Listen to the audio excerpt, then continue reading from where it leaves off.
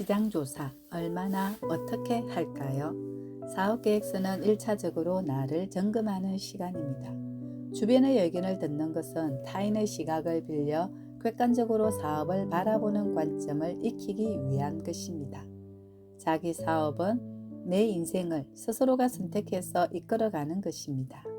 끝없이 계속해서 새로운 난관에 봉착하게 됩니다. 시장조사는 필수입니다. 시장조사는 앞서 나온 사업들을 시각적으로 받아들이는 단계이기 때문입니다. 시장조사를 하기 전에는 머릿속에 있던 것들을 어떻게 조합해야 할지 가늠하기 힘듭니다. 그렇기에 대충 이렇게 하면 되겠지라는 안일한 생각으로 사업을 시작하는 것은 위험합니다. 내가 도전하는 사업이 대중적으로 반응이 있다면 이미 시장에 보편적으로 통용되고 있을 것입니다. 자료 수집을 하다 보면 내 생각이 틀리거나 생각이 좁다는 것을 깨닫습니다. 시장 조사를 하면서 주관적인 생각에 거리를 두고 나의 아이템을 객관적으로 바라보는 훈련을 해야 합니다. 시장 조사는 시간을 충분히 가지고 진행해야 합니다. 급하게 서두르다가는 놓치는 부분이 많기 때문입니다. 건물을 지을 때 급하다고 기초공사를 하지 않고 대충 건물을 올린다면 어떻게 될까요? 자료 수집도 6개월 이상 합니다. 처음에는 다양하게 많이 보는 것이 중요합니다.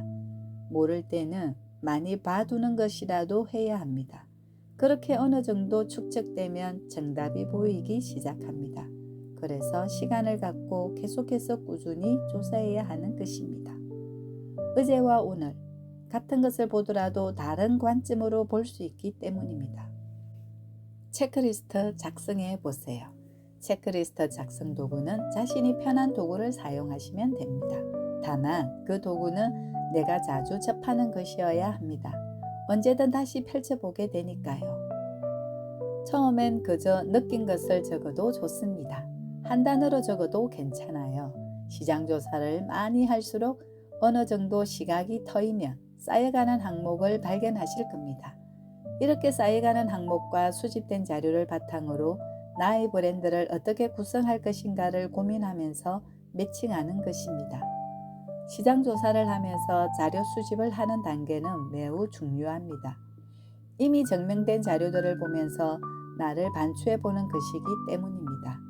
그리고 한 가지만 보는 게 아니라 다양한 자료를 수집해서 분석하다 보면 공통적인 요소를 발견하고 개별적인 특징들도 발견할 수 있습니다. 그렇게 분류 작업을 하면서 나에게 필요한 부분들을 발췌하여 시각적으로 만드는 시간이 시장조사입니다. 시장조사의 중요함과 필요성 놀랍습니다.